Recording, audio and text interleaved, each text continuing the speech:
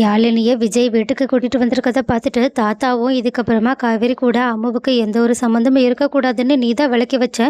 இப்போ எதுக்காக யாழினியை கூட்டிட்டு வந்திருக்கன்னு எனக்கு புரியவே இல்லையேன்னு கேட்க, அதுக்கு விஜயும் இந்த மாதிரி காவேரியோட வீட்டில் நர்மதாவுக்கு நடக்கிற பிரச்சனைகளை பற்றி சொல்கிறாங்க.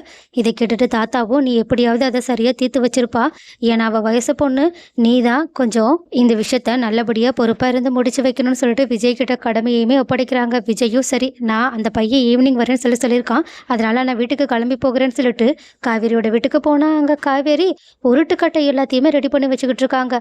இதை பார்த்துட்டு விஜயும் வர்ற பையன்கிட்ட கொஞ்சம் பொறுமையா பேசலான்னு பார்த்தா நீங்களே அடிதடி ஆரம்பிச்சிருவீங்க போலியன்னு கேட்க, அதுக்கு காவேரியும் நர்மதா பேசினதை வச்சு பார்க்கும்போது அந்த பையன் ரொம்பவே மோசமான பையன் தோணுது.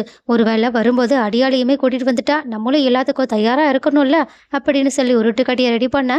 ஆனால் விஜயும் அதை எல்லாத்தையுமே ஓரமா எடுத்து வச்சுட்டு கொஞ்சம் பொறுமையா பேசணும்னு யோசிச்சு வச்சுக்கோங்கன்னு சொல்லிட்டு அவங்க ரூமுக்கு போயிடுறாங்க. அப்போ கரெக்டாக நர்மதாவுக்கு அந்த பையனும் கால் பண்ணி வீட்டுக்கு பக்கத்தில் வந்துட்டேன்னு சொல்லிட்டு பயமுறுத்திக்கிட்டே கொஞ்சம் நேரத்துலயே அங்கேயுமே வந்துடுறாங்க.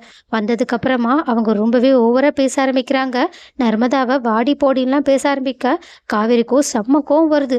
அதனால அவங்க அந்த பையனை திட்ட ஆரம்பிக்க, ஆனால் அந்த பையனும் நர்மதா என்ன லவ் பண்ணுற மாதிரி லவ் பண்ணி என்னை ஏமாத்திட்டான், இங்கே பாருங்க நாங்கள் 2 பேரும் ஒன்றா இருக்கிற மாதிரி ஃபோட்டோலாம் இருக்குன்னு சொல்லிட்டு ஏஐ மூலயமா ஃபோட்டோவை ஜென்ரேட் பண்ணி அதை காட்டுறாங்க. இதை பார்த்துட்டு சாரதாவும் நம்பிடுறாங்க. உடனடியாக அவங்க நம்பி நர்மதாவை அடிக்க ஆரம்பிக்க, கங்கா தான் அந்த ஃபோட்டோவை நல்லா பார்த்துட்டு அவள் சொன்னது உண்மைதான், இது ஏஐ ஃபோட்டோ தான் சொல்கிறாங்க.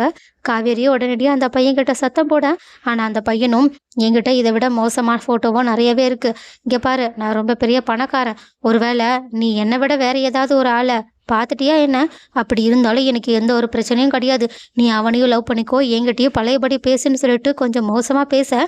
இதை கேட்டுட்டு ரொம்பவே கோபப்பட்ட காவேரியை உடனடியாக அந்த உருட்டுக்கட்டியை வச்சு அந்த பையனை அடிக்கலான்னு போக, ஆனால் இது எல்லாத்தையுமே உள்ளே இருந்து கேட்டுட்டு இருந்த விஜயும் உடனடியாக வெளியே வந்து காவேரியை தடுத்து நிறுத்திட்டு அந்த பையன்கிட்ட உங்ககிட்ட கொஞ்சம் தனியாக பேசணும்னு சொல்லிட்டு உள்ளே கூட்டிகிட்டு போயிட்டு அந்த பையனை சும்மா செம்மையாக மிரட்ட ஆரம்பிக்கிறாங்க. இதில் ஒரு கட்டத்தில் அந்த பையன் பயந்து போய் அண்ணா அண்ணான்னு பேச ஆரம்பிக்க, பட் உள்ளே இப்படி 2 பேரும் பேசிக்கிட்டு இருக்கிறது எல்லாத்தையுமே வெளியே நின்று காவேரி ரொம்பவே ஆர்வமாக ஒட்டு கேட்டுக்கிட்டு இருக்காங்க. ஸோ அந்த பையன் பயப்படுறத பார்த்தா விஜய்க்கு அந்த பையன் பயந்து அந்த பையன் வீட்டை விட்டே ஓட வாய்ப்புகள் நிறைய இருக்குது. ஸோ அடுத்து என்ன நடக்க வாய்ப்பு இருக்குன்னு பொறுத்திருந்து பார்க்கலாம். அண்ட் ஆல்சோ இதுக்கப்புறமாவது விஜய் தன்னோட குடும்பத்துக்கு என்னெல்லாம் உதவி பண்ணுறாங்கன்றதை புரிஞ்சுக்கிட்டு காவேரியும் கொஞ்சம் விஜயை பற்றி யோசிக்க ஆரம்பித்தா நல்லா இருக்கும். முக்கியமாக அவங்கள கல்யாணம் பண்ணிக்கிறத பற்றி யோசிக்க ஆரம்பித்தா நல்லா இருக்கும்னு யாரெல்லாம் நினைக்கிறீங்க?